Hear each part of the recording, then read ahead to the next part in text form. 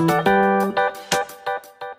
Everyone, কি খবৰ? ভালনে সকলোৱে? আশা কৰোঁ সকলো ভালে আছে। আজি বহুত দিনৰ মূৰত মই পুনৰবাৰ আপোনালোকৰ ওচৰলৈ এটা ৰেচিপি ভিডিঅ' লৈ আহিছোঁ। আচলতে মাজতে বহুত দিন ব্যস্ত থকাৰ কাৰণে যদিও ভিডিঅ'বোৰ কৰি ৰাখিছিলোঁ, এডিটিং কৰিব সময় পোৱা নাছিলোঁ। ব্যস্ততাবোৰ নোহোৱা হৈছেগৈ, সেইকাৰণে যিবোৰ ভিডিঅ' কৰি ৰাখিছিলোঁ সেইবোৰ পুনৰ এডিটিং কৰিব লৈছোঁ, আকৌ ইউটিউবত দিম এতিয়া।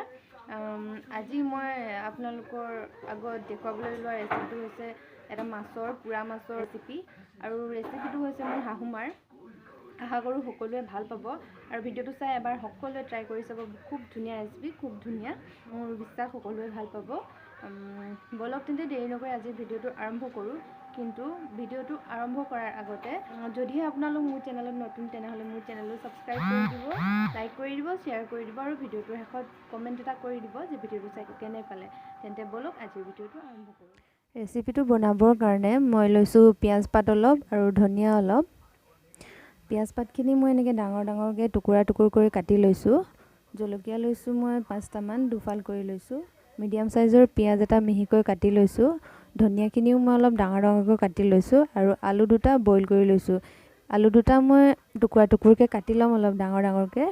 এতিয়া মাছ লৈছোঁ মই 2 পিচ, তাতে অলপ নিমখ দিম, আৰু ভালকৈ নিমখখিনি মাছত সানি ল'ম। যিহেতু এইটো মই ফ্ৰাই নকৰোঁ, অলপ পুৰা নিচিনা কৰিম, সেয়েহে ইয়াত হালধি দিব নালাগে। হৈ গ'ল, নিমখটো মই ভালদৰে লগাই ল'লোঁ। এতিয়া মই এখন টাৱা লৈছোঁ। টাৱাখনত অলপ মিঠাতেল দিছোঁ, বেছি নহয়, মাছডোখৰ লাগি নধৰিবৰ কাৰণেহে তেলখিনি দিয়া হৈছে। এনেই ৰেচিপিটো পুৰা মাছৰ হয়, যিহেতু ঘৰত মাছ পুৰিবলৈ জুইৰ সুবিধা নাই, সেয়েহে টাৱাত মই এনেকৈ অলপ সেকি ল'ম, পুৰা নিচিনা কৰি ল'ম। এতিয়া মই মাছ 2 পিচ দি দিছোঁ তেলখিনি গৰম হোৱাত। মাছডোখৰ মই প্ৰায় 90% সিজিবই দিম, যিহেতু পিছত মই বহুত বেছি নাভাজোঁ। এতিয়া মাছকেইডোখৰ উল্টাই দিছোঁ। মাছকেইডোখৰ যিহেতু কম জুইত মই ভাজিছোঁ, সেয়েহে অলপ সময় লাগিছে সিজিবলৈ। এতিয়া ঢাকন দি অলপ সময় সিজিব দিছোঁ। আনফালে মই এটা কেৰাহী পাতিছোঁ, তাত তেল দি অলপ কাটি লোৱা পিঁয়াজখিনি আৰু জলকীয়া কেইডোখৰ দি দিছোঁ। জলকীয়া যিহেতু জ্বলা বেছি নাই, সেয়ে মই 5-6টামান দিছোঁ।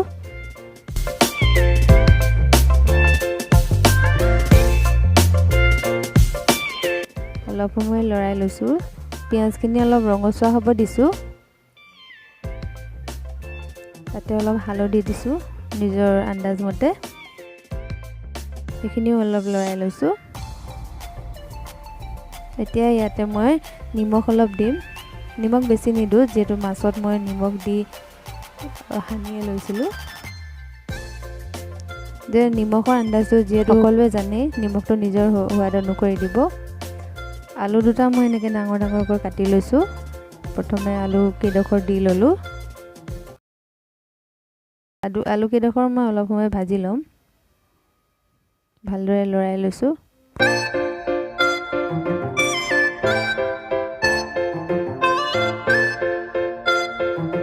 আলুবোৰ অলপ অলপ ভাঙি দিছোঁ।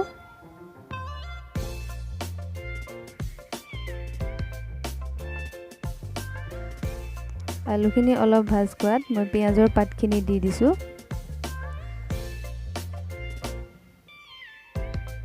এইখিনি অলপ ভালদৰে লৰাই ভাজি ল'ম।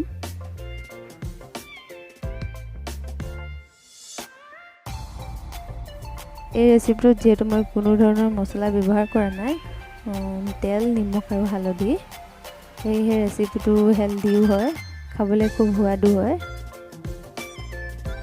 এইফালে মাছ মোৰ সিজিয়ে আছে, যিহেতু একেবাৰে কম জুইত সিজাইছোঁ, অলপ বেছি সময় লাগে সিজিবলৈ। এইফালে এইখিনি মই ঢাকন দি অলপ সিজিবলৈ দিছোঁ। মাছ মোৰ হৈ গ'ল, পুৰা মাছ। পুৰিবলৈ যিহেতু সুবিধা নাই জুই, সেয়ে এনেকৈয়ে পুৰি লৈছোঁ। এতিয়া মাছ 2 পিচ মই ইয়াত দি দিছোঁ। ভালদৰে সাৱধানেৰে লৰাব, যাতে মাছ কেইপিচ ভাঙি নাযায়। ভাঙি গ'লে আকৌ কাঁইটবোৰো ভাজিৰ লগত মিক্স হৈ যাব।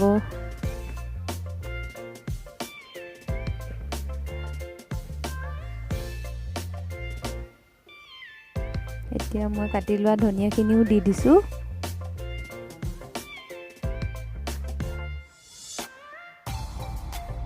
সেইখিনিও ভালদৰে লৰাই লৈছোঁ।